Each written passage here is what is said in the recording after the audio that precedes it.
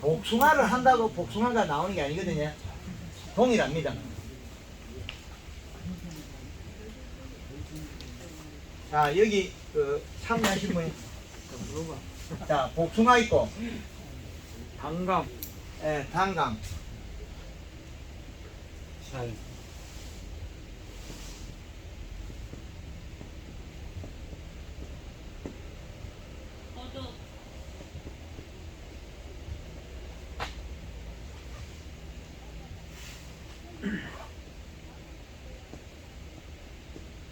다 나무죠.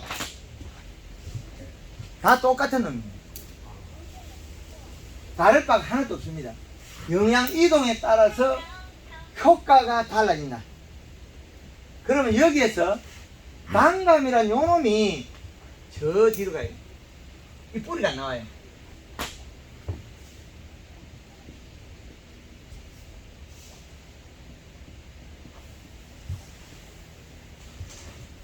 그러면 여기에 자도 하나. 동일합니다. 이것들은 보면 봄에 뿌리가 잘 나와요. 그래서 봄에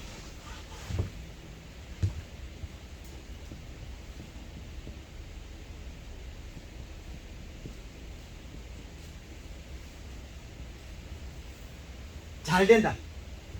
얘들은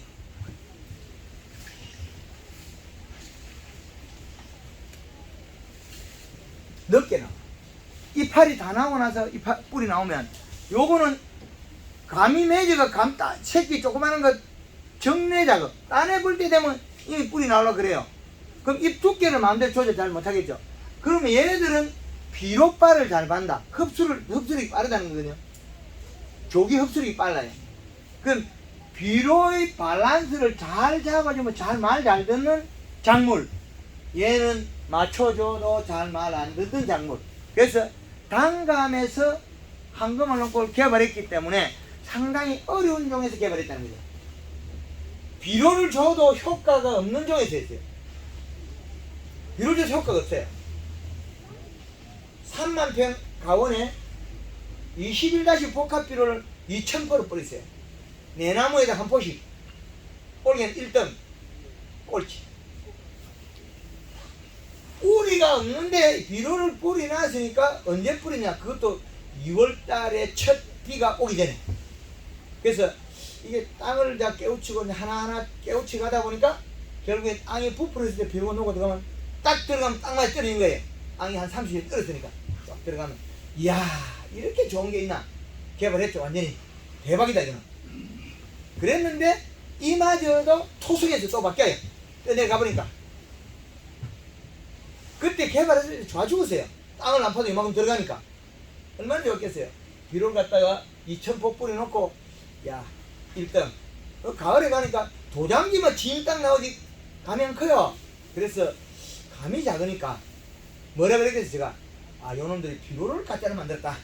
그래서 내년에는 요소 비료가 제일 좋은 거니까 요놈을 2,000포를 갖다 버렸어요. 2년 시험 결과 7,800을 날렸어요.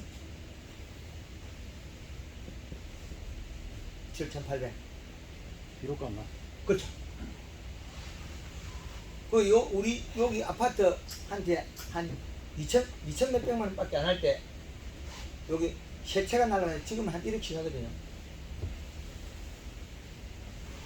결과가 요거 하나 내려내가 황금알랑골 요거 나올 때까지가 요거 나올 때까지가 32년이 걸립니다. 그래서 이제 비료 주는 거하고 이제 각도를 찾아냈단 말이에요. 그러면 황금알 농법을 이제 알려주면 알아듣는 사람이 없고 잎에만 영양만 주는 것만 결과 나왔단 말이에요. 그래서 그 책자에 3페이지 넘겨보세요.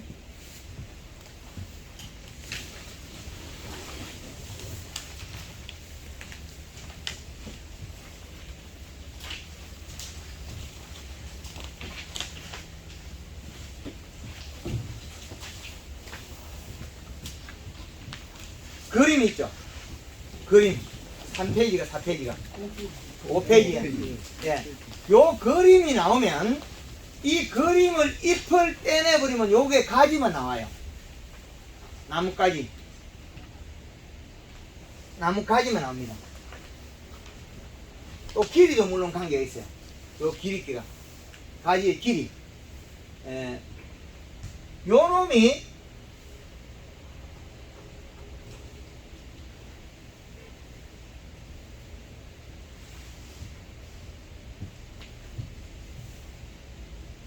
요 1번 공식은 잎의 크기가 여기서 여기까지가 15cm. 그러면 복숭아 자두나 동일합니다. 봄에 목매 시비는 얘 눈을 크게 요 눈을 뜨게 만드는 에너지고, 목매 시비는 여기 빠져 있습니다. 여기에서 요 눈에서 출발해 나갈 거니까 그 다음에 요 잎은 25cm가 제일 좋더라는 걸 찾아낸 거예요. 그런데 우리가 강전정을 해서 키우면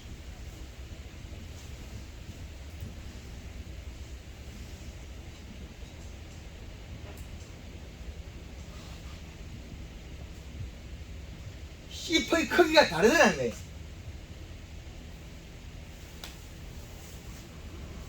높게 커. 넓이는 작고 높게 크더라. 확실히. 그래서 여기에서 보면 잎의 크기는 동일했으나 요거는 15cm, 요것도 25cm 동일했으나 과일이 크기는 크게 잡아서 못 크더라. 납작하게. 잎의 길이는 길었으나 잎의 두께가 부족했다. 얇다는 거죠. 얇을 때는 과일이 종 방향이 크고 사과가 살이 안 찌더라. 이 배를 보고 이야기하는 겁니다. 종은 키웠으나 횡이 못 자랐다는 거예요. 종이 컸으나 횡이 못 자랐다.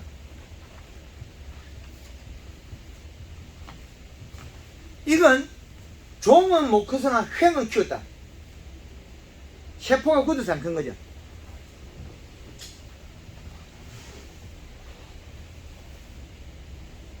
요거 600g 밖에 안 돼요. 600 몇십 g.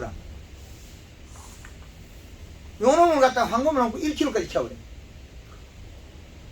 사과도, 배도 1kg짜리 크다 하는데 사과를 1kg짜리 키워내는 게 황금을 넣은 거예요. 그렇다고 그게 오래 걸리냐? 오래 걸리지 않는다는 거예요.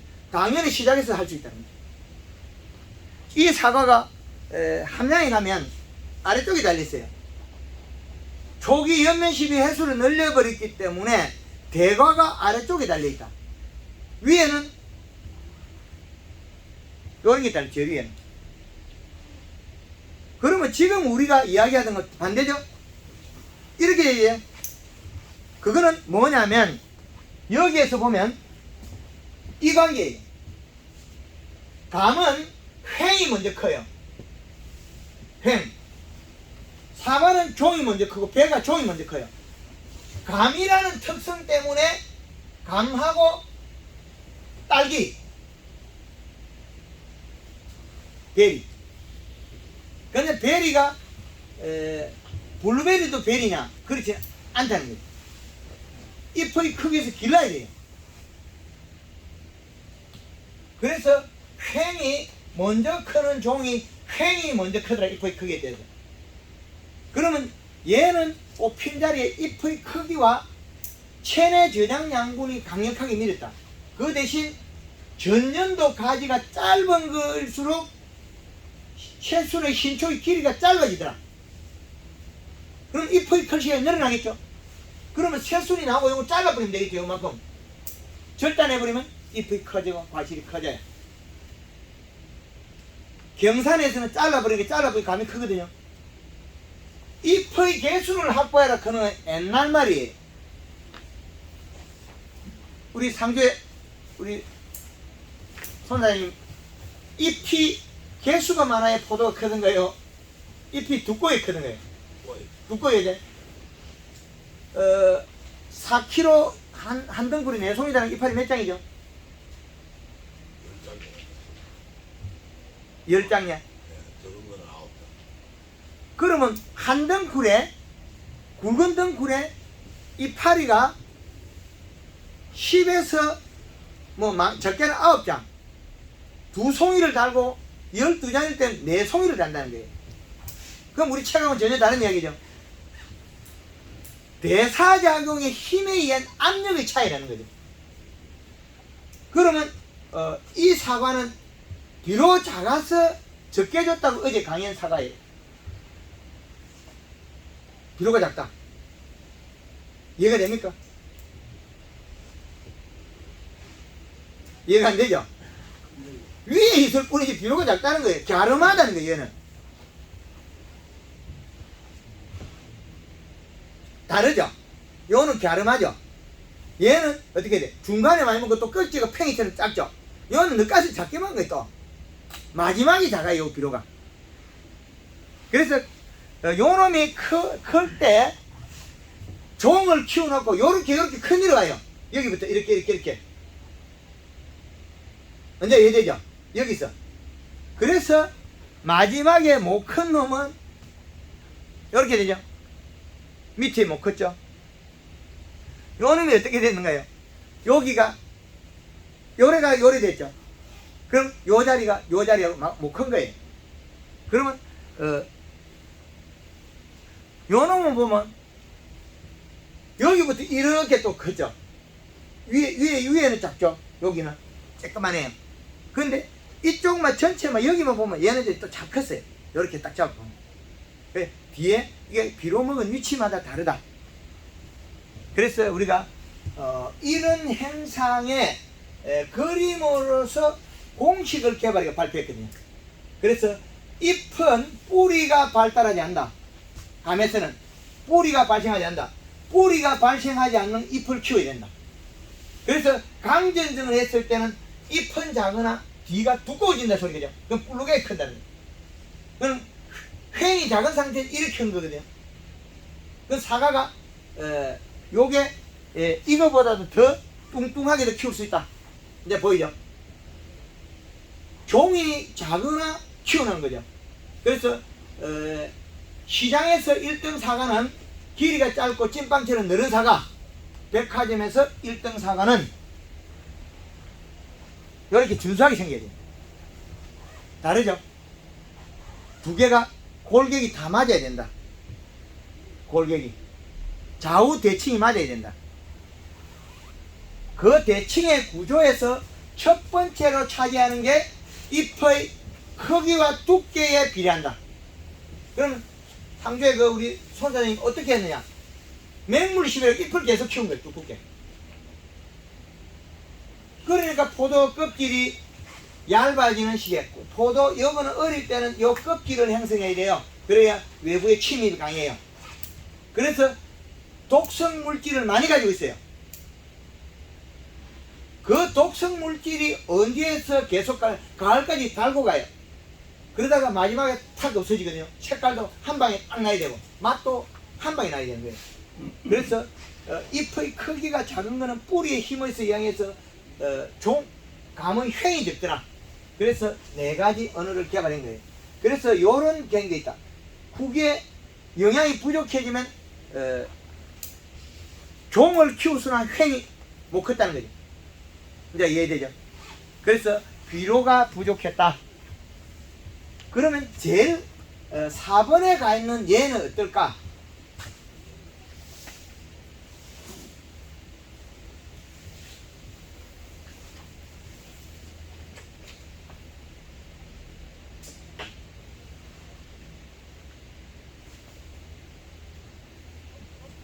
해마다 왜소하더라. 얘는 잎이 두께가 얇아가지고 뿌리 형성을 못하더라. 잎의 센티미터는 8cm에 요 거리는 16cm에 해당하더라. 잎의 크기는. 그래서 4대 공식을 개발해서 우리나라의 식물에 대한 소통 언어를 최초로 개발한 거예요. 그래서 황금알롱법을 정립을 한 거죠. 이게 2015년도에 이걸 정립했습니다. 2015년도에 황금알롱법 연말에 정립하고 2016년도 1월 11일부터 15일 제일 추울 때 황금알롱법을 발표했습니다. 그때 돈 없어가지고 마당에 여기 추울 때 텐트 치고 난로 피워가지고 발표를 했습니다. 농업농가에서 농사꾼이 농업농가에서 이런 이론을 펴냈다는 거죠. 이것이 황금알롱법의 개발 그 자체입니다. 그래서 이 지론은 식물은 전년도에 낙엽과 수가 낙엽과 함께 뿌리가 최근 미세하게 움직여서 영양을 흡수하는 뿌리가 죽는다. 사모님, 염도가 낮아서 그래요. 염도를 높여보면 위장이 딱 저리 많아요. 근데 땅바닥이나 어디에 몸을 많이 부딪히면 많이 되게 기대어 있으면 잠이 와요. 그래서 손가락 하나만 딱 들고 있으면 잠 절대 안 해요. 발 한 개 붙여 열어 있으면 잠 안 합니다. 잠 절대 안 해요. 그 염도가 낮으면 우리는 많은 피해가 일어나요. 염도가 낮으면 대사작용을 못해서 장애가 엄청나게 일어납니다. 사람은 염도를 꼭 맞추세요. 그 말은 우리가 에너지 전달이 안 돼가지고 머리가 영양 공급을 적게 받으니까 잠이 온 겁니다. 그거는 염도 낮아서 그래요. 염도를 높이면 빨리 대사작용이 돼서 그런 건 졸음 없습니다. 요렇게 4대 공식을 개발했는데 요놈이 봄에 태어날 때 이미 이 나무는 분류가 되어 있습니다. 거의 비슷하게 그 토양이나. 그런데 이거는 토양의 조건과 환경이지 이거는 바꿀 수 있더라. 그래서 진주의 한진수 회장님 거를 3년치에 가니까 밤이 똑같게 만들어졌어요. 근데 3년 하고 나니까 뿌리가 다 뻗치가 비료를 다 먹고 없더라. 비료를. 그래서 3년째 되니까 비료가 뚝 떨어져 버리잖아요. 다 먹어버리잖아. 그래서 그 언덕배기에 있고 그 포크레인가 판 것도 과일이 똑같이 이고 제일 아래 가수원 제일 아래 거는 제일 위에 거는 똑같이 이거예요. 그건 뭐냐? 뿌리가 외적에 있는 것마다 자기 지상부를 조절할 수 있다는 거죠. 그 외 걸 발달시켰다. 그러면 감히 뿌리가 5월 20일에 발생한다. 이때 뿌리가 5월 20일에 발생하면 이거 엄청 어려운 거거든요. 복숭아는 쉬워요. 초기 연면 시비에서 결정이 끝이 나버리는 거예요. 연면 시비에서. 그런데 그 이후에 우리가 어째 해보겠다 그러면 도장지만 나요. 지금 포도 도장지 그리 많이 안 나죠. 힘이 과실이 잘 크고. 사과의 비료를 100팽에 10포를 줘도 도장이 많이 안 납니다. 왜 그러냐면 이 봄순이 강해지면 먹을 놈이 여기 과일이 정해져 있어요. 과일이 잘 커버리죠. 그런데 먹을 놈이 정해져 있다. 잎의 두께와 크기는 대사작용은 결국 뿌리로 가거든요. 여기에서 내려온 뿌리는 이 뿌리는 가지로 이동하는 통로인데 그 가지가 아래쪽에 있다고 해서 봄에 잎이 두꺼워지면 얘가 결정을 바꿔놨어요. 그럼 대과가 돼.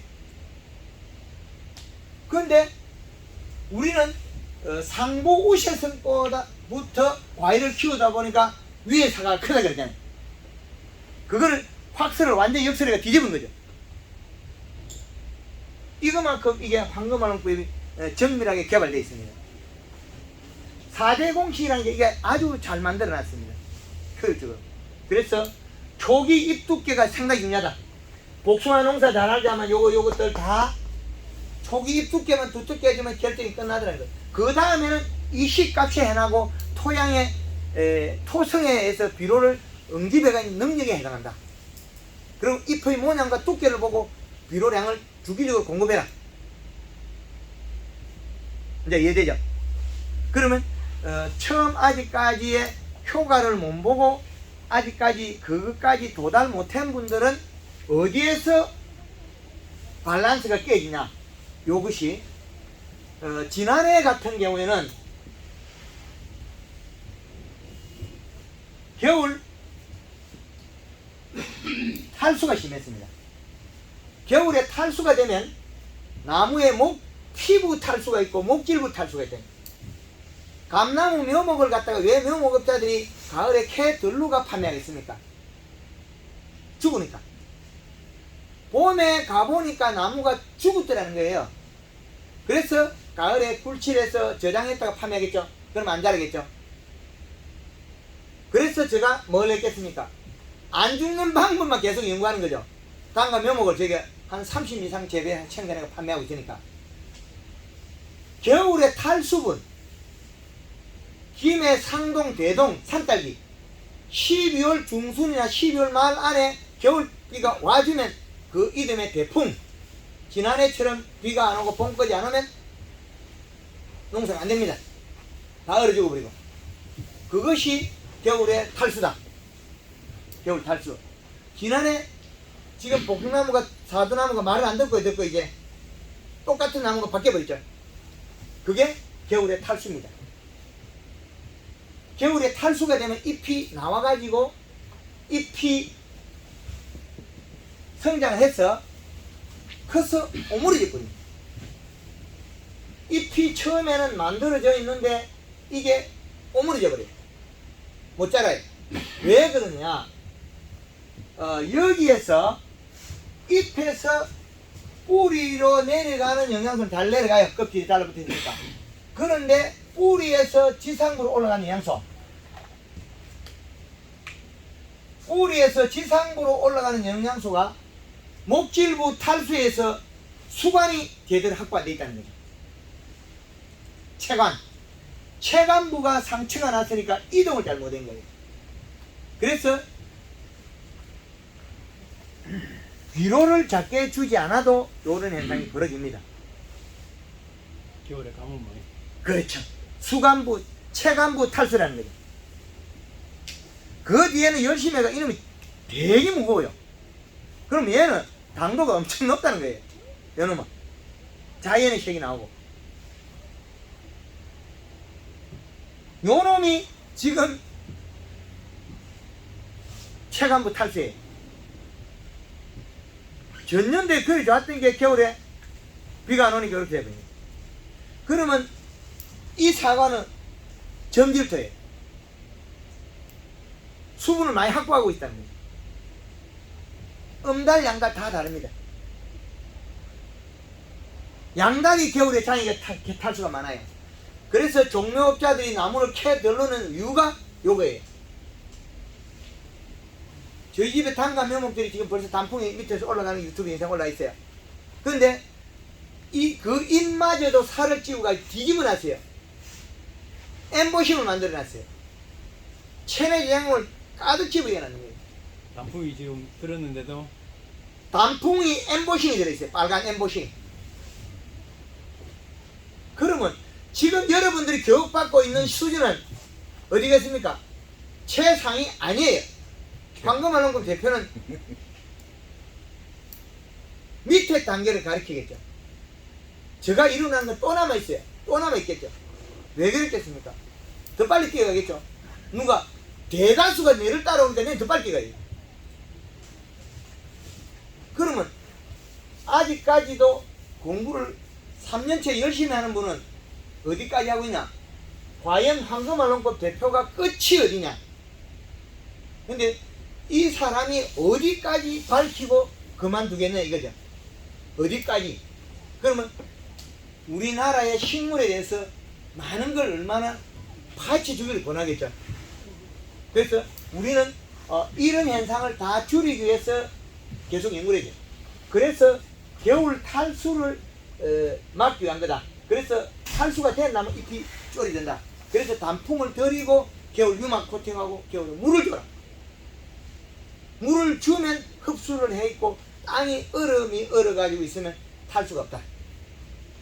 그럼 수분은 몇 프로 정도 겨울에 몇 프로 정도 유지해야 돼? 아까 얘기했잖아요. 35에서 45%. 겨울에도 해야. 예.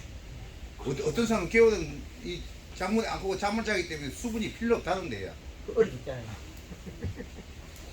그분한테 가면 또 그분의 논리가 진리가 있으니까 예. 그쪽으로 가야 돼. 제가 개발해가지고 추적해놓은 거는 그 아니더라는 거죠. 그래서 겨울 탈수가 된 나무 복숭아 보니까 안 되죠, 형님. 잎이 오그러지가 안 되죠. 네. 그게 해마다 이렇게 바뀌어요. 근데 그걸 풀어내는 방법이 전년도 낙엽과 함께 최근은 없어요. 고사했어요. 죽으세요. 낙엽이 지면 영양소가 이동을 안 하기 때문에 뿌리는 굶어 죽는데 왜 감사비를 주지 말라 그랬냐면 여기에 낙엽이 져도 지상부에서 영양소가 이동해요. 왜 이동하느냐? 뿌리가 굶어 죽기 전까지는 이동해요. 내려와요. 위에서 출발하고 있던 거는 내려오겠죠? 광합성한 산물이 지금 몸속에서는 이동하고 있어요. 근데 가을에 썰이가 없어 잎이 떨어져 버렸다. 그러면 뿌리에서 질소를 소화해 달라고 지상부로 보냈다. 그럼 몸속에 뭐가 있나요? 질소가 축적이 되죠. 질소는 차가운 성질에 필요해요. 그러면 동해가 일어나요. 동해라는 게 여러 가지 형태로 일어난다. 그래서 단단하게 하기 위해서 우리는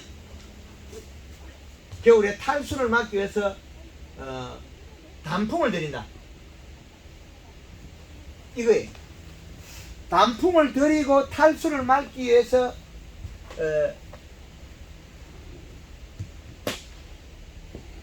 단풍 들이고 샤인마스켓은 전정을 해필이라. 단풍 들이고 요 샤인은 단풍이 70에서 80 전정. 왜 전정이라고 했습니까? 봄에 물구멍을 막으라는 거예요. 샤인만 전정이라고 되어 있어요. 포도 종류만. 가을에 전정했더라. 그러면 진이 나와서 구멍이 막을 수 있다는 거예요. 자기 진이 나와요. 여름에 잘란 거 봄 되면 포도가 물이 안 나와요. 여름에 잘라 맥혔어요. 그런데 포도까지 얼마 전에 14일날 예산에서 강할 때 요만큼 잘라가지고 불면 거품이 나와요. 한 30cm 가지에서 바람이 불면 바람이 샌다는 거죠. 살아있는 가지도 그래요. 그러면 겨울에 낙엽이 졌을 때는 더 구멍이 많이 뚫려 있을 수 있어요. 그래서 단풍이 완전히 낙엽이 다 지기 전에 전정해라는 소리예요. 단풍이 칠팔 들었을 때. 그리고 하우스에는 더 그걸 많이 해라는 소리고. 하우스는 20-30% 돼서 전정했대요. 사이마스켓. 그렇죠. 그리고 단풍하고 전정의 관계, 포도만은 안에 체감부가 너무 커서 그래요. 그러면 단풍이 들고 겨울 탈수를 막기 위해서 유막 코팅해요.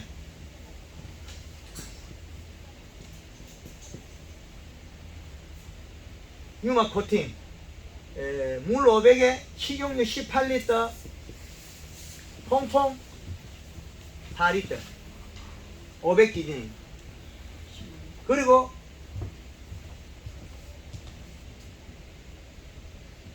겨울 물지기.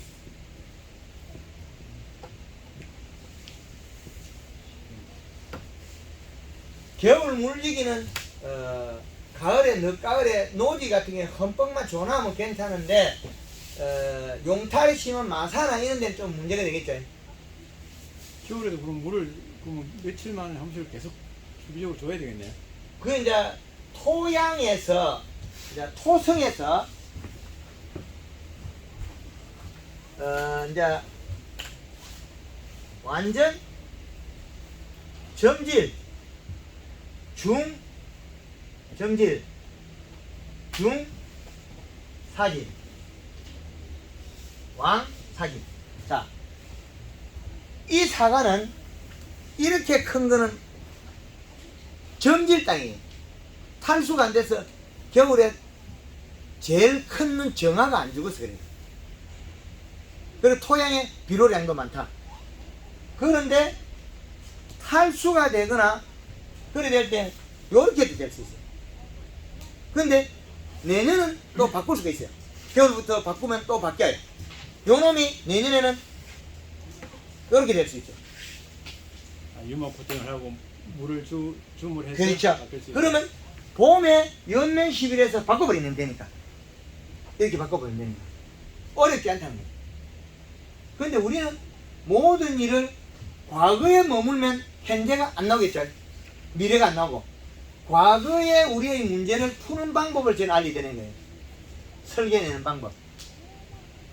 그래서 유마 코팅은 왜 개발했냐면 단감 묘목이 얼어 죽는 걸 방지하자고 여러 가지를 했으나 겨울에 차광망도 씌우고 뭐 여러 가지 했을 단풍도 드리고 결국에는 다 하고 누가 가르치냐? 포크레인가 가르치더라. 12월 달에 묘목을 캐고 포크레인 뒤에 유화보수가 터져서 기름이 다 품었어요. 그래서 포크레인 보고 야 네가 기름 날린 데서는 묘목이 다 죽고 내년 봄에 기름 안 묻은 거 다시 캐가지고 팔아야지. 봄에 가니까 기름 안 묻은 놈은 다 죽고 기름 묻은 놈은 살아있어요. 그래서 개발해낸 게 유막 코팅에 우리 묘목에 쓰는 거예요. 우리 묘목에서는 이 양을 이거보다 훨씬 더 씁니다. 근데 일반 재배 농가에서는 이 정도면 해도 된다. 그러면 겨울에 동계 방제가 돼요. 깍지벌레도 죽고 응애도 죽고 도움이 많아요. 그리고 이게 봄 되면 싹 없어지면서 체내 영양분으로 바뀌어요. 상당히 좋은 겁니다. 이게 물 얼마예요? 물 500리터 기준입니다. 요 강의는 식용유가 18리터 먹으면 한 통이네. 깡통. 예. 18리터에 4리터. 식용유 비싸서 요새 7만. 폐식용유. 폐식용유. 예. 배시험도 한 마리에 15,000원 하던데요. 아, 그럼 뭐 엄청 싸지. 예. 세금은 7만 몇천 원이야. 쉐그 안 해도 돼. 폐식용유 하면 됩니다. 통납집에. 쇠고도 관계도 없습니까? 예? 쇠고도 관계 없어요. 관계 없습니다. 그런데 기름은 튀김집의 기름이 좋아요. 통닭집의 것보다. 통닭집의 거는 닭의 그 동물성 지방이 나와가지고 좀 잘 씻을 때 잘 안 풀리는 경향도 있어요. 그래서 이거는 유막 코팅은 한 번만 하고 말아라. 남는다고 중복 살포하지 말아야 돼요. 그 SS기를 돌아가는 기계 끄다가 돌고 나서 살포해라. 그래 중복 살포 안 한다. 여기 되어 있습니다. 그래서 요것이 1년의 마지막인데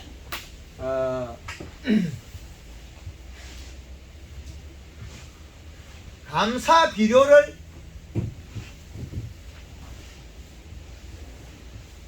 감사 비료는 독약이다.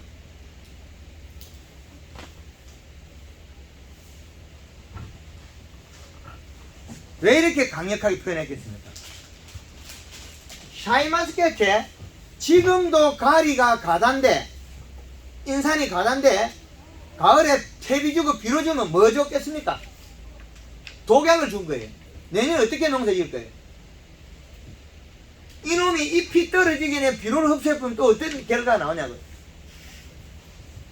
서춘천지에 복숭아를 많이 심었다가 다 죽을 거 없어요. 왜 그랬겠습니까? 대한민국 책이 똑같아요. 이 나라가 쬐끄만 해가지고. 경상도에 있는 복숭아하고 강원도 춘천에 있는 복숭아하고 책이 똑같아요. 감사비를 주고 얼어 죽죠. 단풍을 들여서 안정화를 시키고 이런 방법을 바꿔줘야 될 거 역으로 하는 거죠. 역으로. 그래서 원래대로 돌려놔야 된다. 식물을 원래 자기 본 모습으로 돌려놔야 돼. 그래야만이 제일 잘 된다. 감사비로는 주지 마라. 단풍만 드려라. 좀 부족해도 괜찮다. 내년에 잘하면 되니까. 내년에 시간이 많아요. 얼마든지 할 시간인데 굳이 가을에다 뭘 집어여가지고 요 놈을 좋게 만들자고 그렇게 안 해도 돼요. 그리고 황금알 농법에서 가리를 쓰는 거는 꽂는 문화를 아주 촉진시켜요. 사과 사이마스켓 같은 건 요 몸통에서 꽂는 나와야 되죠. 그죠? 그러면 가리가 먼저 들어가요. 대사작용.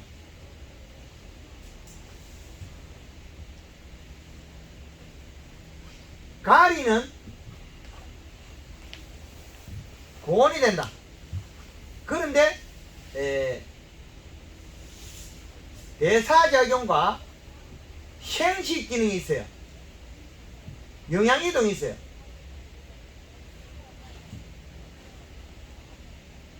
자, 좋은 점이 있잖아요. 여기 생식이 있죠. 그럼 초기에 가리를 쓰면 꽃눈이 요 위에부터 만들어 오르겠다. 그럼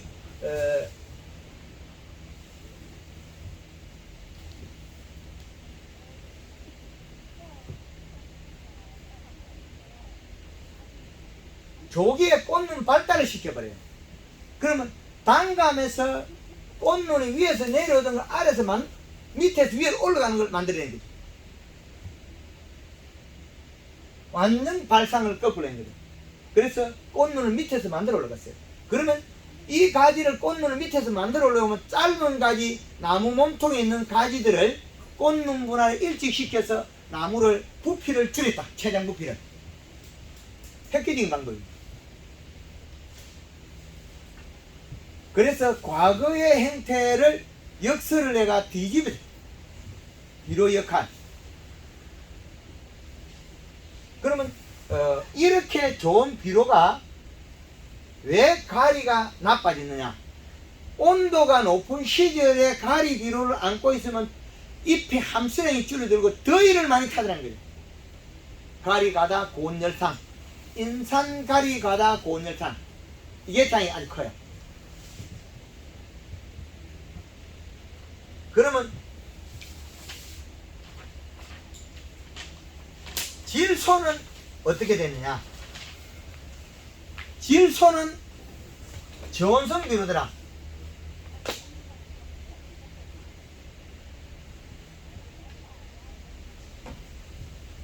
질소는 저온성 비료고 잎의 함수량이 늘어나요. 잎 두께.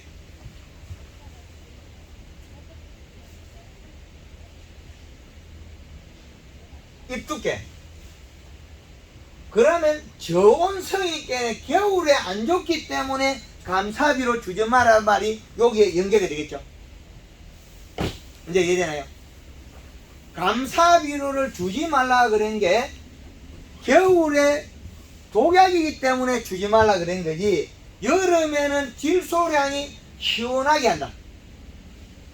복숭아 단단하게 만드는 건 요소, 때깔 좋게 만드는 건 요소, 보구력 좋게 만드는 건 요소. 5월달 6월달 요소비로 계속 뿌린 복숭아들은 부가 크고 단단하고 때깔 좋고, 가리를 주면 물이 팅팅하니까 물러지고 열가 나오고. 그러면 우리가 연면 살포할 때 가리 엮는 거하고는 관계 없다. 그렇죠. 그거는 대사작용을, 지상부에서는 대사작용을 일으키는 거고, 뿌리에서 먹어야 되는 거 대사작용이 또 별개예요. 이제 이해되죠? 네. 예. 그 잎의 두께를 두텁게 해주고, 이제 열을 식히고, 저온만 열을 식히고, 잎의 두께를 해주고, 과실을 키워줘요. 그러면, 대과가 되겠죠. 커지겠죠. 그리고, 색깔이 좋아진다. 색깔이 원색으로 난다. 복숭아 재배하면서 여름에 요소 주는 게 복숭아 더 빨간이 좋거든요. 그러면 이 토양에 가리가 많았다는 거예요. 도장기 난다고 여름에 요소에서 큰일 난 걸로 알고 있죠. 도장지는 봄에 해결해야 돼요. 봄순을 연면시비가 키워놔야 영양 이동이 이쪽으로 가는데, 봄순이 작아서 못 먹으니까 요건 비료 주면 도장이 많아요. 이해되죠? 여기는 영양을 못 먹어내요. 그럼 이 나무는 도장이 많아요. 그래서 제가 비료를 많이 줬다 그랬잖아요. 비료를 많이 주면 이 작은 것에 도장이 많아요. 연면시비가 얘를 키워나면 얘가 커버려요. 과실이. 도장지는 별개의 행동이에요. 봄의 행동. 그럼 사이마스켓이 한 등불에 4개를 달고 3개를 달았는데 왜 키워냈느냐? 봄에 연면시비를 자주 했기 때문에 관의 확보가 됐다. 근데 이해됩니까? 우리나라의 책자에 보면 사이마스켓 한 등분에 1kg짜리 내송이 달면 책에 나오겠습니까? 안 나오겠습니까?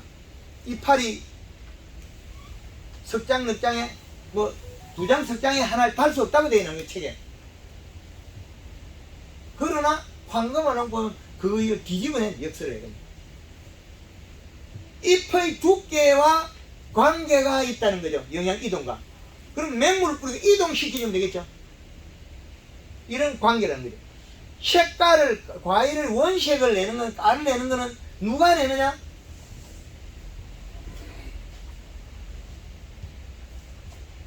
사과 100평에 비료 6포 들어갔어요.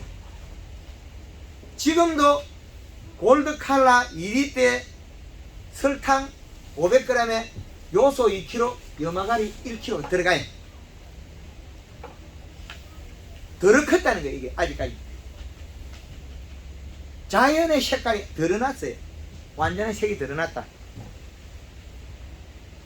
요것들도 비료 더 먹고 있어요.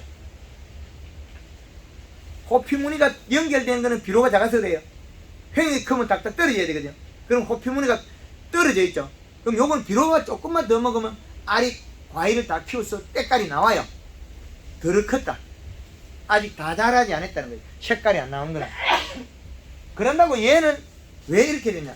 자라는 시기가 지나가 버리면 그 다음 단계 행동해요. 과실나무는 봄순이, 여기에 봄순이 작았는데 봄순이 수독되고 난데 정지를 했단 말이에요. 자람을 멈췄다. 자기 행지를. 그러면 그 다음 단계로 넘어가요. 가지의 영양을 축적하고 자기 먹을 만큼 먹고 더 소화를 못 시키면 도장지를 뚫고 나와요. 그래서 황금어농법에서 완전하게 식물 생력을 정립해 놓은 거예요. 질소가 당도를 올려요. 그 다음에 저장력을 좋게 합니다.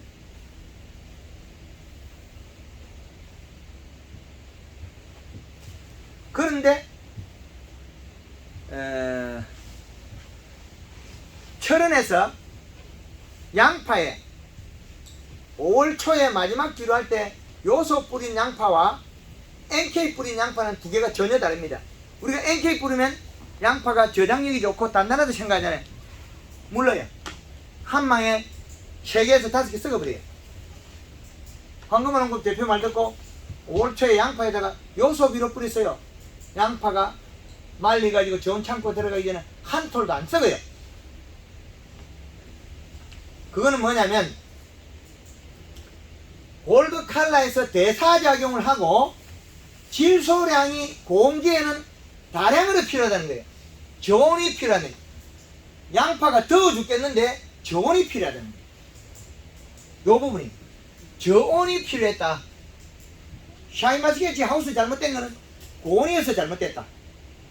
복숭아가 못 크고 멈춰있던 거는 가리가 많아서 가리 때문에 못 자란 거예요. 키울 수가 있었어요. 그런데 단감이 늦게 되기 때문에 왜 컸느냐? 얘는 공기에 작아도 괜찮거든. 근데 공기에 비료를 NK를 많이 넣어버리면 안 크고 멈춰있어요. 그래서 사이마스케는 여름에 많이 커야 되거든요. 여름에 많이 크는 놈을 갖다가 질소는 적게 주고 요소비는 적게 주고 가리와 인산, 퇴비와 복합비를 줬다는 거예요. 비가 안 오니까 토양이 그냥 남아있겠죠. 그걸 먹고 여름에 잎이 빨갛게 타겠죠. 그러면 포도알이 멀컹멀컹해요. 근데 다시 요소를 주면 포도가 알이 땡글땡글해지겠죠. 복숭아 못 큰 게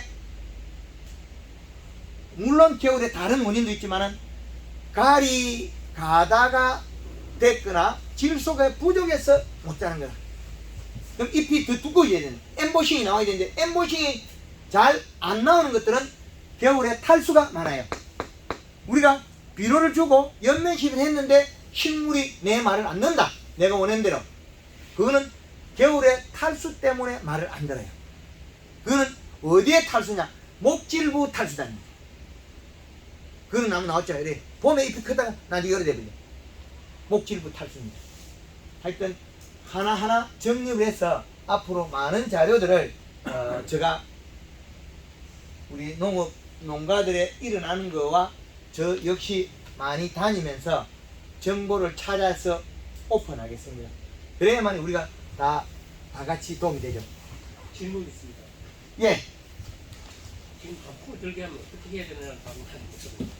그 유튜브 있어. 유튜브 수없이 봤는데 그럼 이해를 못해서 교육받아 왔습니다. 질문이십니다. 그저뭐 고추 이거 그 밑비로 저 점적 호수 줄 때도 요소만 주면 되겠네. 예. 그뭐 수용성 그 비싼 거 그런 거 이거 필요 없겠네. 예. 요소만. 이거 토양 간수하고 잎의 색깔을 봐도 나와요. 오케이 모살할 때. 예. 잎의 색깔을 보면 힘줄이 노랗고 딱딱하면 가리가 많다. 예. 예, 그거 유튜브 방송에 고추에 대한 거 많이 있습니다. 그래 가을에 우리가 단풍 들이기에 여기에 골드 칼라 2리터에 설탕 3kg에 가리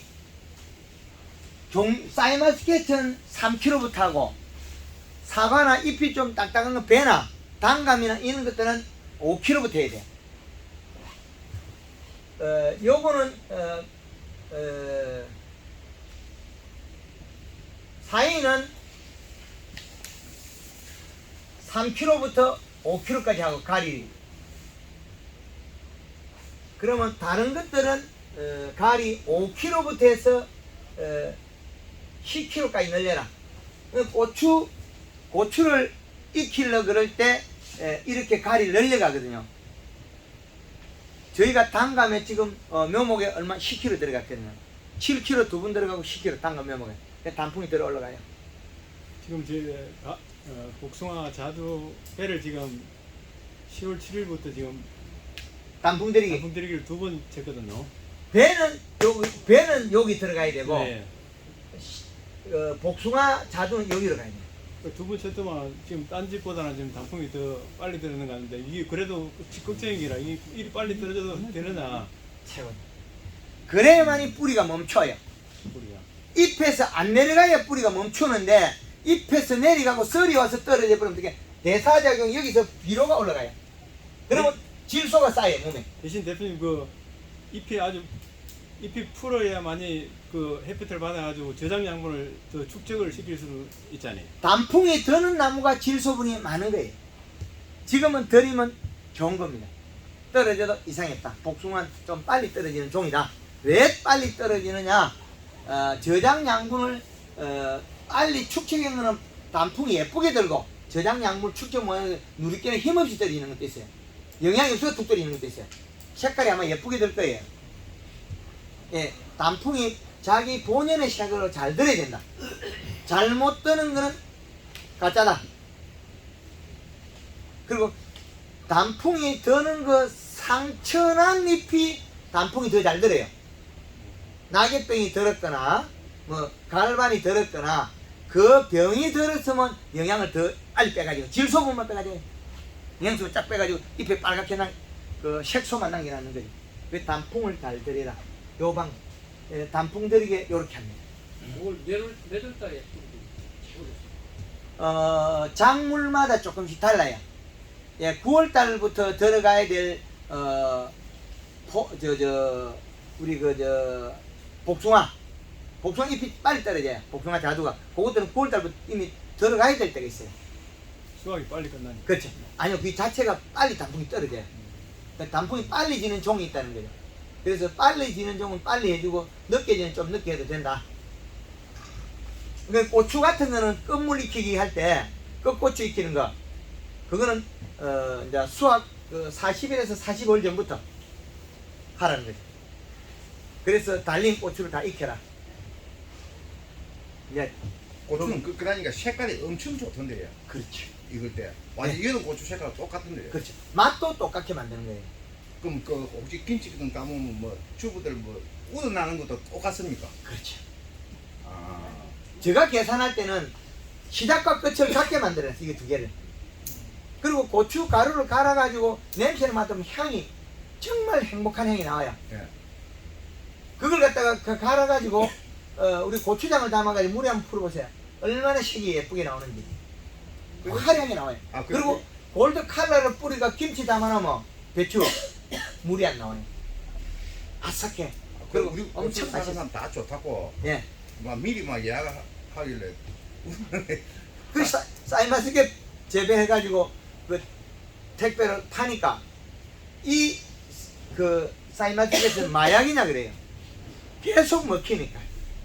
그 말은 우리 사람이 이 DNA상 자기 몸에 좋은 걸 스스로 판단해요. DNA 본능이 있다는 거죠. 본능에 좀 충실하지 못한 것도 있는데 뭐 밤낮 중에서 우리 사람이 본능에 충실한 게 여러 가지예요. 밤에 충실하게 잘하는 사람이 있고 낮에 충실하게 잘하는 사람이 있어요. 그 밤일하는 사람들. 밤일하는 사람들은 밤에 자기 본능에 충실하게 잘해요. 그럼 낮에 일하는 사람은 낮에 잘하고. 이 두 가지 달라요 또 사람도. 봄, 여름, 가을, 겨울 다른 것처럼 우리가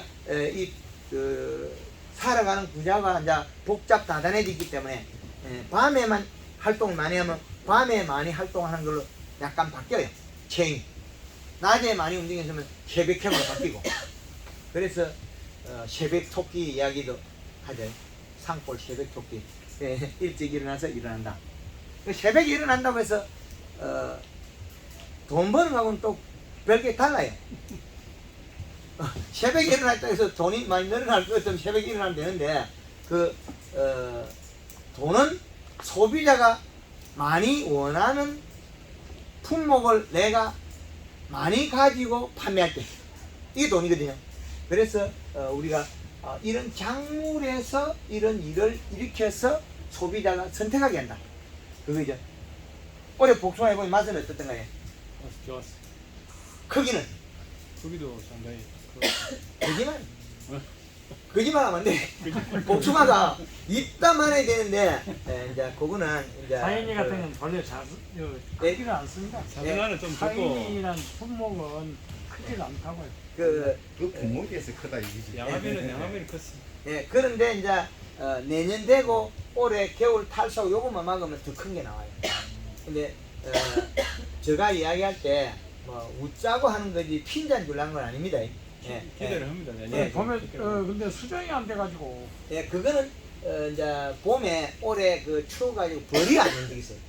밀양 얼음골에 그 사과 수정약을 안 쳐버리니까 벌이 한두 나무 새나무를 수정하고 가버리고 한 며칠 동안 안 오버리니까 사과밭에 새나무 잘 열어있고 또 안 열고 새나무 열고 이래 벌이 추워가지고 안 와버렸어요 올해는. 밀양 얼음골은 좀 따뜻하다 그랬는데 그런 현상이 기이하게 올해 일어났습니다. 그 지난 겨울에 뭐 벌이 좀 죽었다는 것도 있고 그 여러 가지 원인인데 온도에서 이 곤충들은 좀 민감해요. 곤충들이 움직이는 게 그 온도에 민감하다.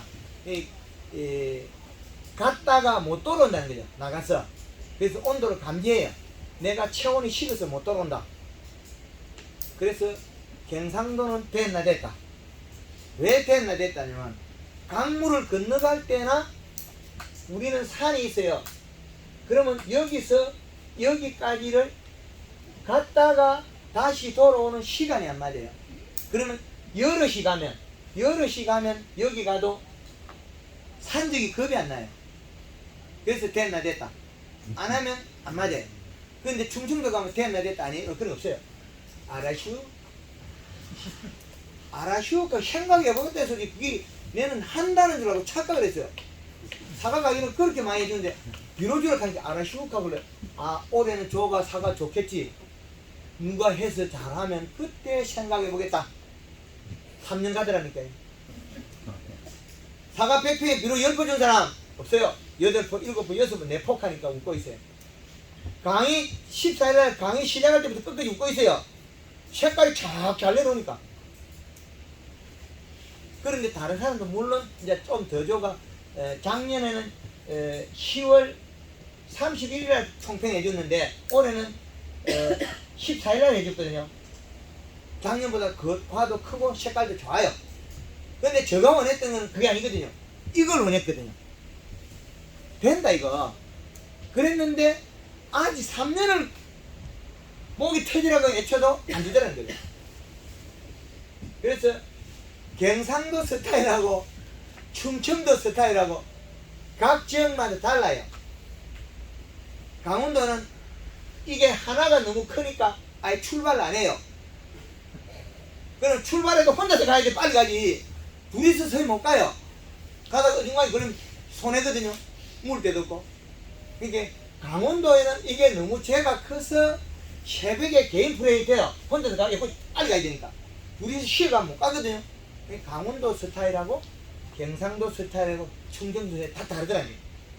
경상도가 제일 빠르지. 그렇죠. 이거는 산이 많아가지고 물 건너 가고 이거 합동작전 안 쓰면 안 돼요. 이 산적이 있어서.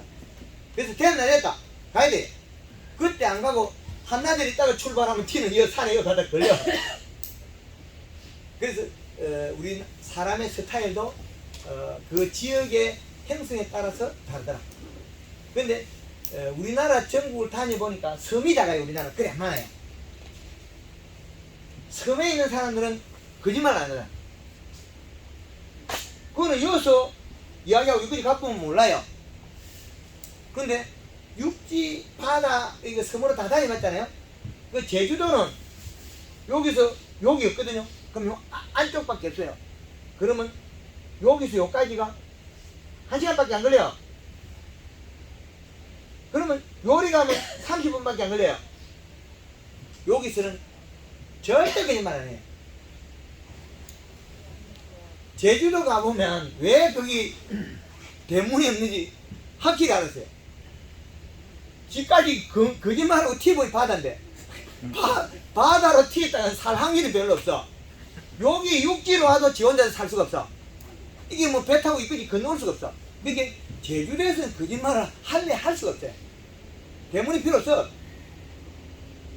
금방 뚫고 도망튀어도 1시간밖에 못 가고 갈 데가 없어. 그래서 제주도에 가보니까 왜 이게 문 앞에 이렇게 해가 구멍 뚫기 대나무 한 다리 나무 걸치하고 멀리 갔다 가까이 이게 답이 나왔어요. 요게 밖으로 도망튀면 배 타고 지가 잘못 가면 빠져 죽어요. 갈 수가 없어. 근데 육지로 이쪽으로 온다? 이리도 못 가고 일본도 못 가고 못 가요. 그러니까 여기 또렷또렷 살아요. 육지에 사람들이 가면 제주도가 기회의 땅이 아니에요. 육지 사람들 절대 인정해야 돼요. 육지에서 끊임없이 기회의 땅이라고 해가지고 이 사람들 어떻게 다시 왔다가 뻥치고 다 도망갔거든요. 그래가 제가 가니까 제주도 가니까 아무도 내를 안 믿더라고. 제가 밀감 안 하잖아요. 밀감 기술을 가르쳐 주러 갔다는 게 제주도 아무도 안 믿어요. 내 머리 든든은 많이 있는데 지금 그분들은 30년, 40년 했는데. 밀감은 100년이 넘었거든요. 밀감도 한국말 농구는 당도가 올라갑니까? 안 썼고 당도 그렇습니다. 다 가르쳐 줬어요. 그게 하우스에 우리가 지금 인상가리 바다 나오잖아요. 그러니까 하우스에 여름에 다 쪼개져요. 그 인상가리 바다에. 그 내가 다 가르쳐 주고 오고 있어요. 또 한 달에 한두 번, 뭐 1년에 한 4번에서 한 5번 들어가 제주도에 가르쳐 주는데 돈 많이 들어요. 제가 한 번 갈 때면 몇백씩 줘야 돼요. 대표님 그러면 이제 복숭아 자두 배 저는 걸 그 단풍 들이기 하고 나서 우리가 보통 지금까지는 가을에 뭐 퇴비를 준다든지 육비를 주고 노타를 쳤잖아요. 근데 그는 하지 말라는 거예요. 그 이제 왜 하지 마라 그랬느냐? 가을에 해면 토양에 도망을 간다. 완전 점진에는 해도 도망을 안 가는데 중점진에 중사진에 땅 밑으로 용탈이 되는데 왜 줘야 되느냐? 그걸 그것도 있고 봄에 줘라. 분석을 해. 토양 분석. 토양 분석해야 되지. 이제 우리가 봄이 돼서 우리가 토양 분석 여기에서 12 방법이 나오겠죠. 방법과 량이 나오겠죠. 요렇게 돼. 그러니까 우리가 지금까지 토양 분석을 하면은 이제 대표님 말씀대로 그런 게 나왔는데 이렇게 나와도 가을에 완전 점지에는 관계없으나 그 외 것들은 용탈이 심하니까 사질토 같은 경우는 하지 마라. 하지 말고 그러면 그걸 봄에 하라. 그렇죠. 네. 봄에 겨울에 용탈이 된다 또. 근데 겨울에 뿌리가 흡수를 해도 그 영양소를 가지고 생육에 많은 도움이 안 되니까 하지 마라. 그리고 하동 같은 경우 사질토니까 도망 잘 가죠. 하지 말고 그러면 그 양을 봄에 예, 다른 작업을 하고 하지 마라. 네. 그래서 이거 맞다. 사이마스게 감사비로 겨울에 주는 거는 독약이다. 그래서 원인도 모르고 겨울에 건조가 되면 땅 밑에 비가 올라와요. 올라옵니다. 밖에는 춥고 하우스는 따뜻하면 올라와요. 땅 밑에 올라와요. 제주도에 백합 농사 짓는데 양액으로 관주해 가면인데 3년째 비료를 안 주고 1년에 2번씩 6번 농사 짓고 한 번 더 짓고 지금 짓고 있어요. 근데 비료를 주느냐? 안 줘요. 땅 밑에서 올라오는데 뭘 비료를 줘? 식물이 무기물 원소 먹고 크지 밥상을 자주 차려주는 건 아니거든요. 양에 해당한다. 그래서 토양 분석해야 된다. 토양 분석해서 봄에 우리가 퇴비는 가리와 인산이 많다. 덕일까요? 해일까요? 많을 때는 사용 금지. 사용 금지입니다. 이 속에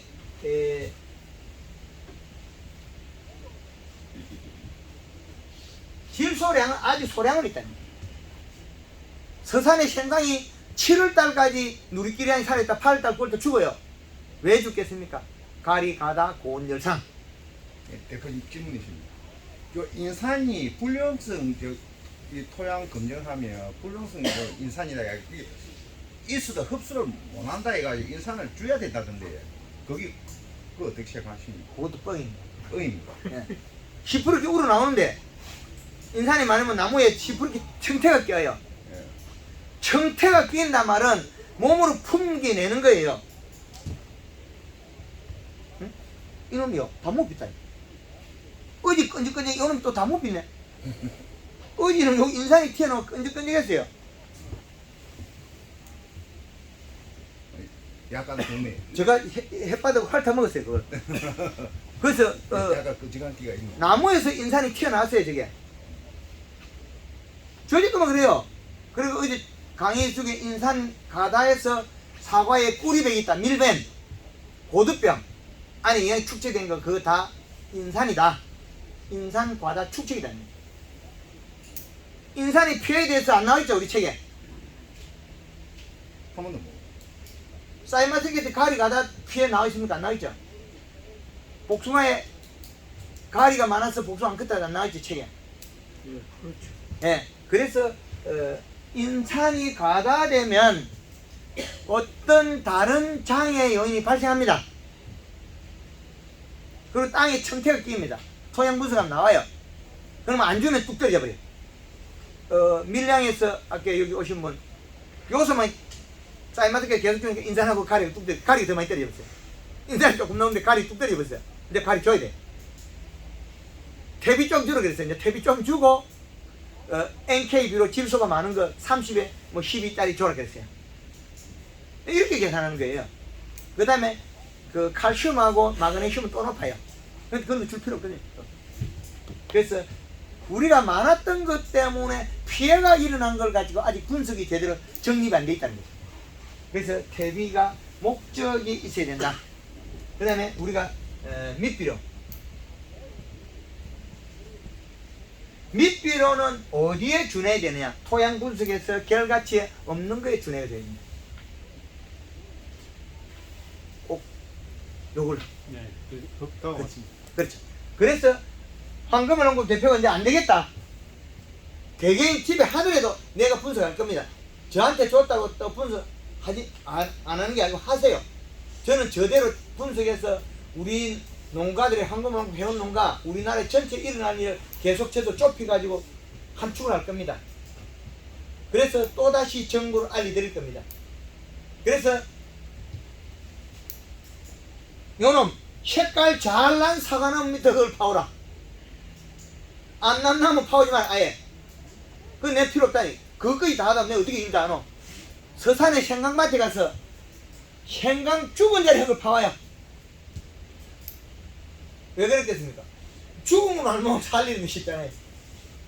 죽은 거 얼마. 그래서 살아있는 생강밭에 가서 파지면 요거도 먹어요. 생강 파먹는다고. 근데 죽은 생강밭에 가서 생강도 파지비 보고 혀 파고도 뭐라는 사람 아무도 없더라.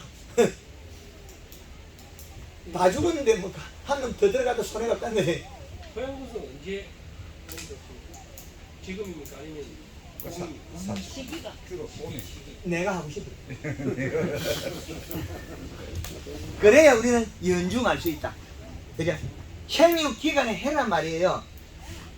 점질에서는 많이 용탈이 안 되기 때문에 자주 안 해도 되나, 중사질도 좀 나아요. 그런 중점질, 중사질, 왕사질은 이제 우리가 기술이 좋아야 돼. 그래서 우리가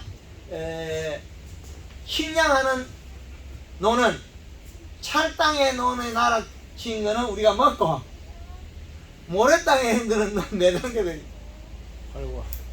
예, 차이가 나죠. 그래서 지금 우리 황금을 안고 회원들이 보면 더 이상 일의 기억이 나오잖아요. 비료를 더 많이 줘도 소화를 시키는 방법은 누가 하느냐? 이 설탕이라는 놈은 탄수화물, 담벼락에서 구멍에서 쑥대가 나올 때는 이놈이 마디가 늘려야 빨리 나와야 되니까. 쌀맛이겠지. 지금 나무가 자라는 이 나무보다 빨리 커야 돼요. 그럼 넓히면 잎의 개수를 공간에 못 집어요. 웃자람을 잡아야 돼요. 그리고 설탕이 좋은 일을 해요. 햇볕을 많이 받다고 세포가 단단해지고 그거 되면 흰가루병, 요건 설탕 많이 죽어요. 물 한 말에 120g부터 흰가루가 죽고요. 작물에 따라서는 120g을 써야 될 때 있고 적게 써야 될 때 있어요. 계절별로 또 다르다는 거예요. 그래서 흰가루병을 줍고 여기에 벼에 문고병이 안 생기더래요. 벼에 문고병. 그리고 키가 작아지고 대사작용을 원활하게 도와주는 역할을 합니다. 일부 얘도. 그래서 요 놈이 요 역할을 같이 겸하기 때문에 웃자람을 잡아줘요.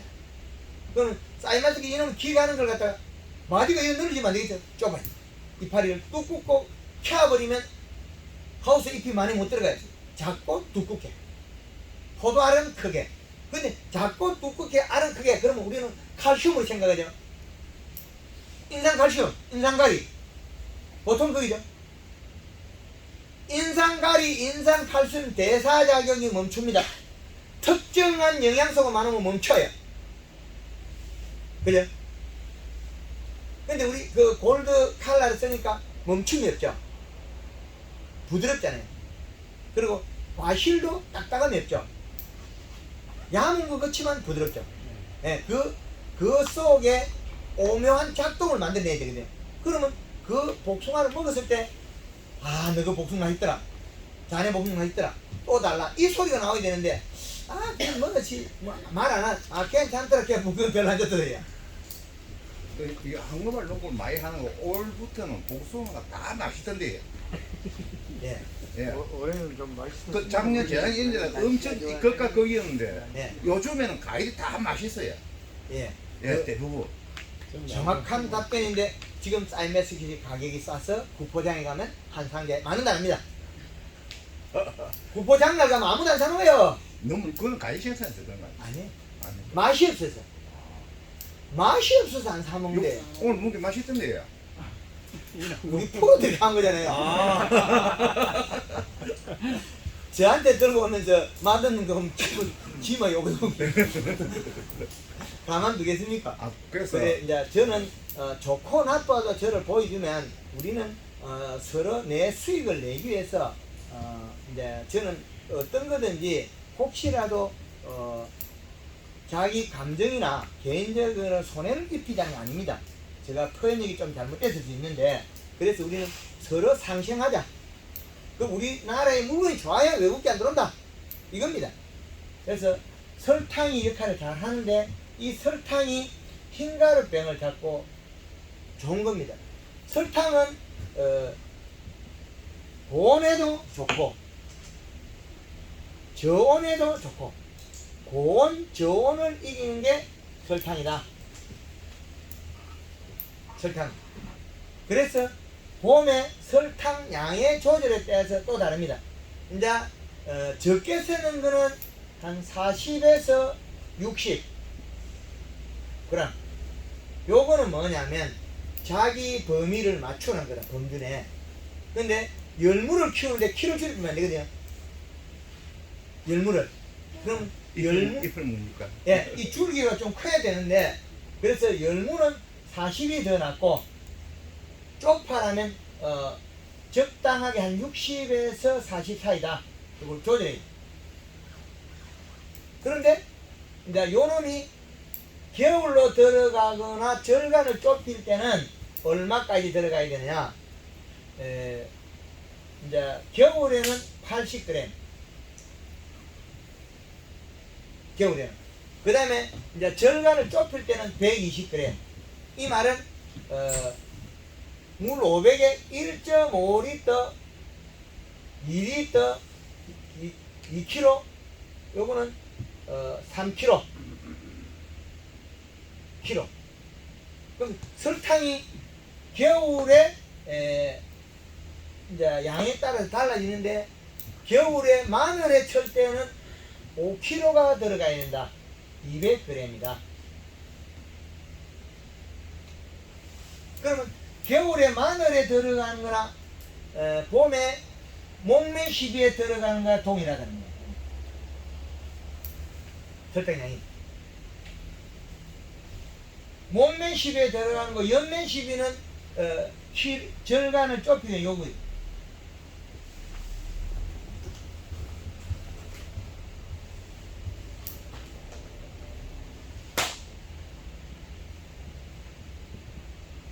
설탕 양을 보면 물 한 말에 이제 열무 같은 경우에는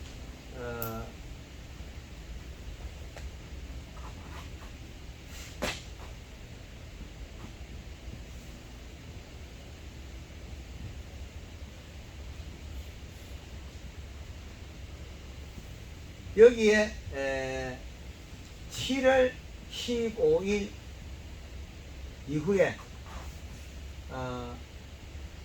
물 한 말에 500g이니까 20g,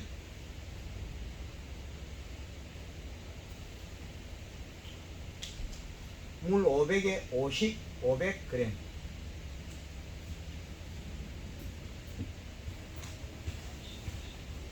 그리고 이제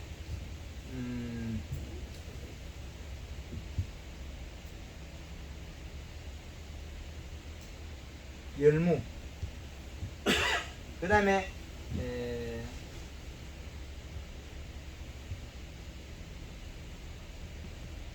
상추, 그 다음에 파, 배추.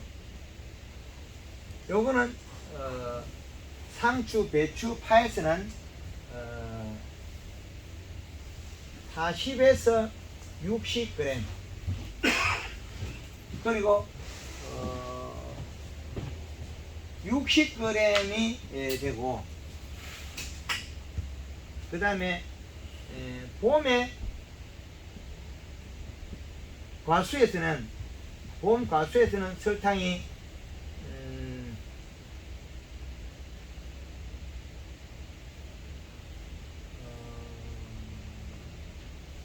과수 목매시비, 목매시비하고 냉해 전일에, 봄에 목매시비 냉해 전일에 설탕이 200g에 물 500에 5kg, 5kg.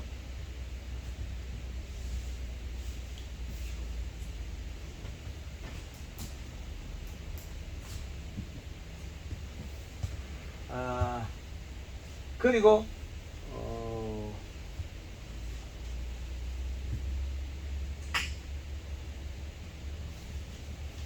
연면 시비에는 그 기준이 다 다릅니다. 샤인마스켓 같은 거는 알이 녹두알만 할 때 쓰지 마라 그러거든요. 알에 그 송이 덩굴에 설탕이 배기면 검은 끄름이 떨어진다. 그래서 봄에 봄 연면 시비에 단감, 사과, 배, 복숭아, 뭐 이 자두 이게 다 나갑니다.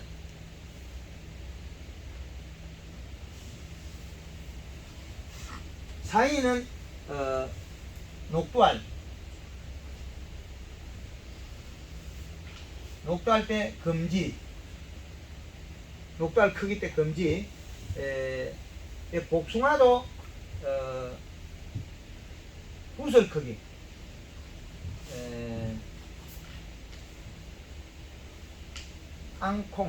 땅콩알 구슬.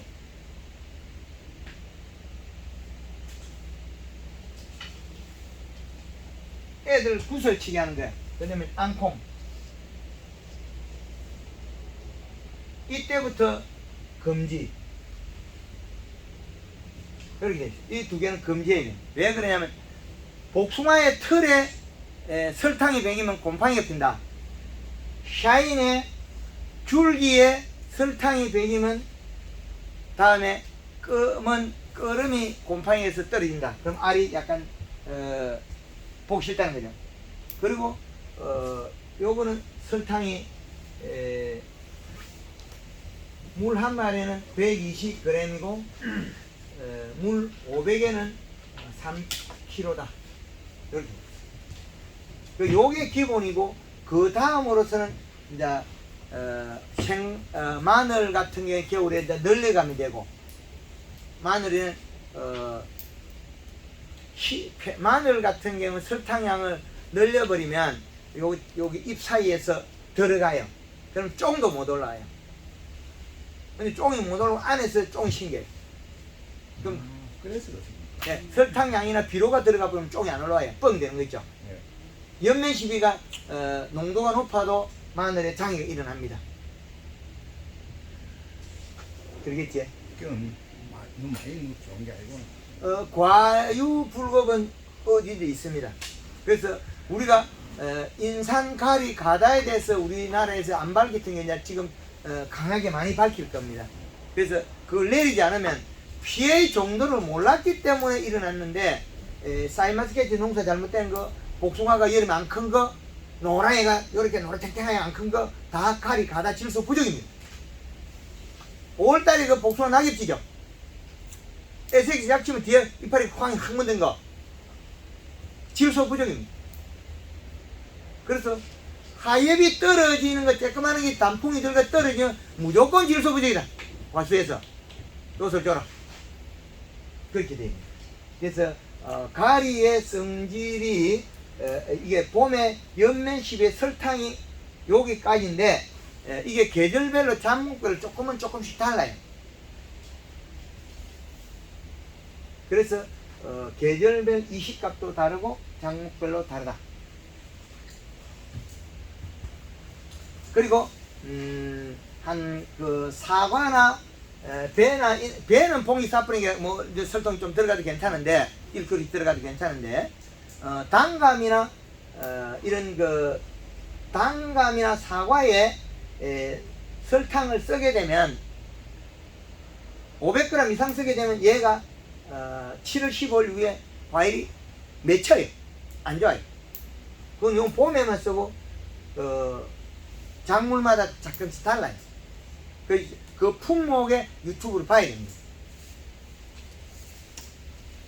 그 양이 다르다. 여기까지 봄까지의 여기까지다. 그럼 이제 봄에 이런 연면 시비가 이루어지면 이제 사계절 비료값이라든지 이런 게 계속 되더라겠죠. 그럼 우리나라의 공기가 여기 이제 봄에 우리가 5월달 이후부터는 공기로 들어가는 경우가 많아요. 5월달 이후부터는. 그래서 5월달까지는 복숭아 큰데 이상이 없어요. 약간 잎이 떨어지기도 해요. 그럼 비료가 떨어져요. 지난해 저 영천에서 우리 거기 해운 농가에서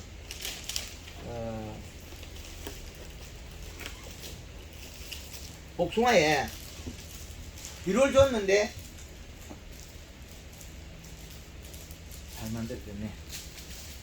비료를 줬는데 비료가 작으니까 우리가 과수 전용 비료가 우리가 보면 14%짜리가 돼 있죠. 14-1에 나오는 게 있죠. 이런 거. 질소량이 부족하니까 잎이 빨리 떨어져요. 잎이 노엽이 빨리 생긴다. 그래서 우리가 퇴비를 주고 봄에 기비를 줄 때 그 기비가 퇴비를 줬을 때는 질소량이 좀 많아야 됩니다. 그런데 우리가 21-나 뭐 14- 복합비를 주면 질소량이 적어서 문제가 생겨요. 그래서 봄에 비료를 주는 것도 상당히 조심스럽게 해야 된다. 여기까지의 상반기 여기까지의 봄부터 여기까지의 질문 있는 사람 질문 받고 잠깐 쉬었다 하겠습니다. 유마? 질문인데요. 엉뚱한 질문인데요. 예. 유튜브를 상당히 이제 많이 봐고 있는데 이게 질문을 끊다 보니까 잘 몰라서 이 시가 꿀물 이 시라고 그럽니까? 전기전도요. 전기전도도 우리가 테스트기 알죠? 예. 그거나 여기 이시 측정기나 동일해요.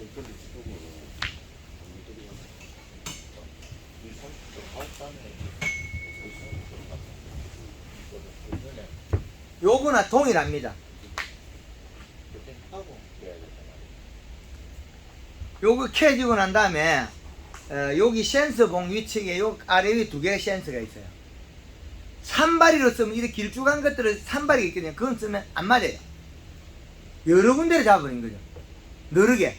요 짧은 면적에 잡는 이게 제일 효과적이더라는 거죠. 그래서 여기에서 측정을 했을 때 얼마의 이시값 잡아주네요. 몇 초 아니면 확인되겠죠.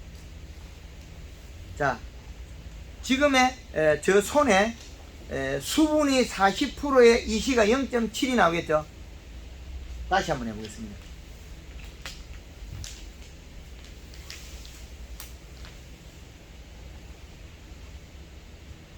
자, 이제는 촉촉한 남자입니다. 수분이 99.9가 나와요. 이시가 1.05 나옵니다. 그러면 요건 뭐가 잘 될 토양이냐? 요 정도면 뭐 복숭아도 괜찮고 다 괜찮겠네. 예. 요 정도면 뭐 복숭아 농사도 막 되게 나쁘진 않고 적당히 되는 정도다. 이걸 왜 찾아냈냐면 우리 농가들한테 흙을 떠라 그랬어요. 떠가 집에서 찾고 떠가 전국을 돌면서 찾고 그래서 사계절 이시값을 개발해낸 거죠. 여러분들 다 도움이에요. 지금 여기에 있는 분이나 그 전에 우리 황금알랑과 먼저 저를 소통해서 했던 분들에 의해서 4대 공식이 사계절 이시값이 개발된 거예요. 4대 공식은 저 혼자 개발했습니다. 사계절 이시값은 많은 여러분들이 도움을 준 거예요. 그런데 생강이 죽은데 지금 가면 사계절 이시값하고 무관합니다. 또 내려가 버리고 용탈되어 버리고 지가 먹고 죽어버렸으니까 가리하고 비료를 먹고 생강이 죽어버렸거든요. 그러니까 이시값으로 안 나오는데 죽었단 말이에요. 결과는. 그러면 지가 먹어버렸으니까. 먹었으니까 이게 분해돼서 바뀌었어요. 이 측정기가 측정을 못해요. 그런데 생강은 죽었단 말이에요. 그러면 생강은 죽었는데 생강의 죽은 원인은 안 밝혀내고, 그리고 우리가 요 사이마티켓 요 알이 껍질이 두꺼워졌는데 왜 두꺼워졌을까요? 봄에 이루어진 거다. 바이러스 바이로드. 그 시기에 수분이 부족하거나 영양이 과다돼서 고온 열상을 입었다는 거예요. 그럼 맹물 시비를 풀어야 되겠죠. 그러면 더위를 식히는 게 여기 어디 갔나? 질소죠. 저온. 고온은 설탕이 있고 비료량에 따라서 달라지죠. 우리가 이거 지금 써놓은 게 있네. 질소는 시원한 비료다. 여름에 샤이마스케 요소를 먹여가지고 자란 거죠. 질소. 가리에 의해서 고온을 더 많이 받아들였다. 그런데 요놈이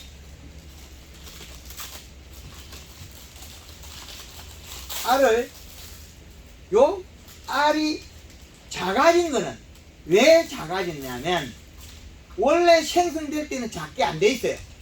근데 잎이 고온 열상으로 일어날 때 같은 위치에 있는 포도송이 새로 만들어지고 저 유과기에 요 껍질이 딱딱해지고 굳어버려요. 그래서 캠벨 화진도 역시 마찬가지로 비료 과다 고온 열상입니다. 요놈도.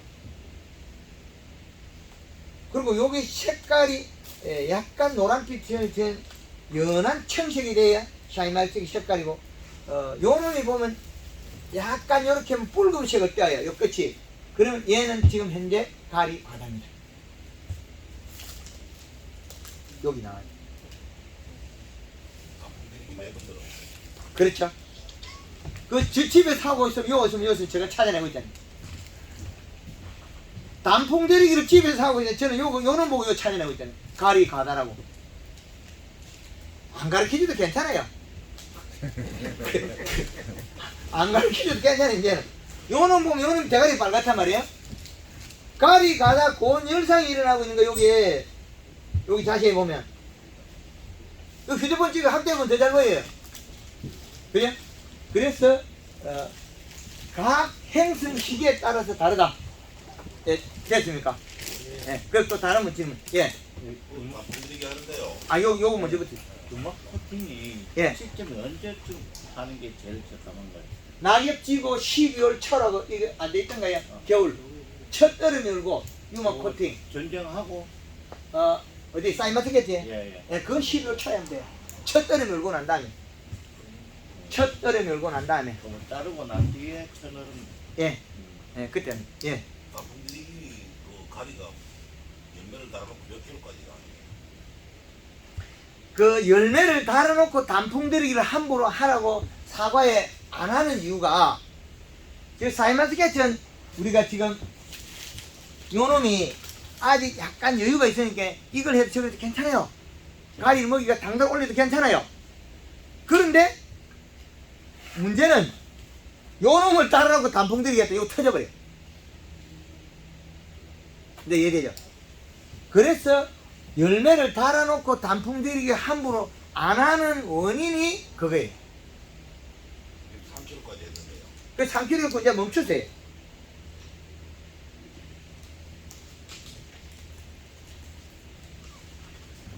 본인이 봐야 할 거예요.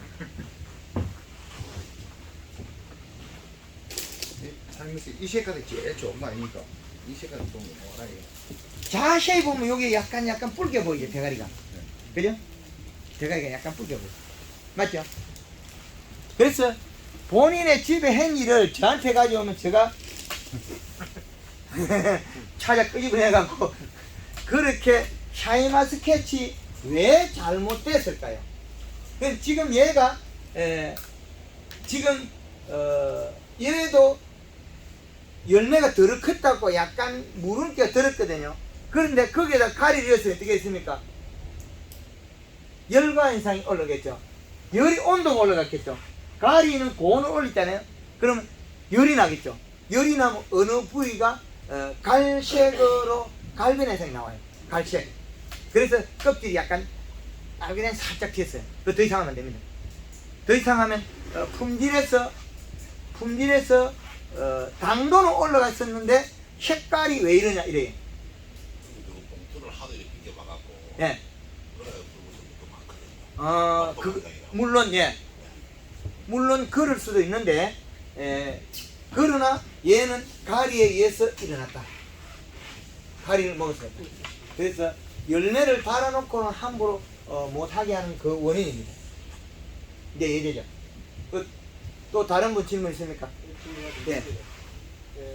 약을 아까 뭐 우리가 칼라 치고 500리터에 얼마나 하라고 설명하셨듯이 예. 그 물에 철분이 많은 경우에는 어떻습니까?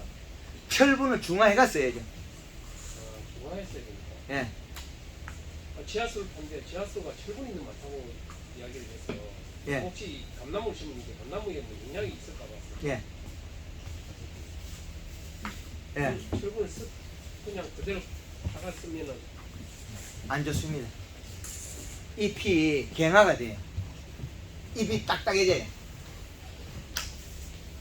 잎이 딱딱해져서 안 됩니다. 철분은 아주 소량을 쓰는 영양소거든요. 그래서 잎이 딱딱해지기 때문에 철분이 많은 거는 다른 물을 끓여다 쓰거나 그래야 돼요. 땅으로 줄 때는 땅에서 약간 정화가 되는데 영면심이 바로 할 때는 그게 결합도 일어나고 안 좋습니다. 그리고 그 끈끈함에 의해서 농약도 결합이 일어날 수 있어요. 약도. 그 단점이 있습니다. 예, 그건 또 다른 분 질문 있습니까? 예. pH 관리는 어떻게 해야 됩니까? pH에 골드그린 골드 스칼라 쓰면 5점대에서 6점대 딱 맞아주겠습니다. 그 양만 섞어서도. 그렇죠. 예. 나무가 납작한 거는 동글동글해야지 좀 좋다고 그러는데. 어떤 사인입니까? 뭡니까? 사이. 샤인에 괜찮습니다. 한쪽에 햇빛을 많이 받으면 좀 납작하긴 하는데 조금 크면 정상적으로 돌아갑니다. 그때는 뭐 집속 가더라 그래요. 예, 조금 있으면 원래대로 돌아갑니다. 주관도 그렇고 지지도 그렇고 결과지도 그렇고 전체적으로 다 납작. 납작하게. 그 단풍이나 색깔은 어땠어요? 지금 아직까지 그 잎이 지금 정상으로 크고 있습니까? 아니면 잎이 잎이 아직까지 새파랗거든요. 새파랗게 잘 되고 있어요? 칼라지가 2번 했거든요. 예, 단풍들이. 단풍들이.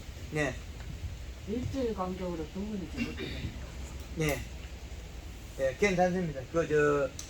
조금 잘못된 거는 언제든지 우리가 낙엽과 수기 때문에 뿌리가 굶어 죽을 거니까 그게 좀 나무가 올게 뭐 조금 납작하건 둥글건 큰 의미가 없습니다. 내년에 얼마든지 발아지니까 그 토양 분석에서 비료량만 맞추면 되니까 위로 일정한 분, 특정한 분 너무 많으면 안 좋다는 거죠. 비료는 올해 그 봄에 대비 800평에 80톤 치고 예, 비료 한 번도 안 줬거든요. 예. 그래도 그 토양 분석해보니까 다 오바돼. 다 많아요. 아, 예. 그러면 많으면 내년에 출발할 때 봄에 다시 한번 분석해가지고 다시 분석해서 비료가 많으면 아무것도 안 주셔야 돼요. 많다 그러는데 더 줄 필요는 없죠. 이제 올해 잎의 질소분해에서 두께가 제대로 나오냐 안 나오냐 그것만 검사하면 됩니다. 그러면 내년에 질소분해 없으니까 요소만 좀 해가 사용하면 됩니다. 계속. pH가 4.8 나와. pH 4.8이면 석회를 좀 줘야 됩니다. 그 6.5 정도의 pH를 맞춰야 되는데 4.8이라면 너무 낮다. 뭐 모래 땅도 아니고 뭐 다른 토지 좀 부족하다. 완전 전질에 가까운. 완전 전질에 가까우면 지금 토양이 좀 안 좋다는 거예요. 항토흙을 산에서 파왔거나 뭐 할 땐 토양이 우리가 경작하는 땅이 아닐 수도 있다. 4,000원은 작물 안 됐긴데. 예, 그래도 크게 그하지 않을 거고. 한 10분간 쉬었다 하겠습니다. 예, 예. 감사합니다. 네. 예.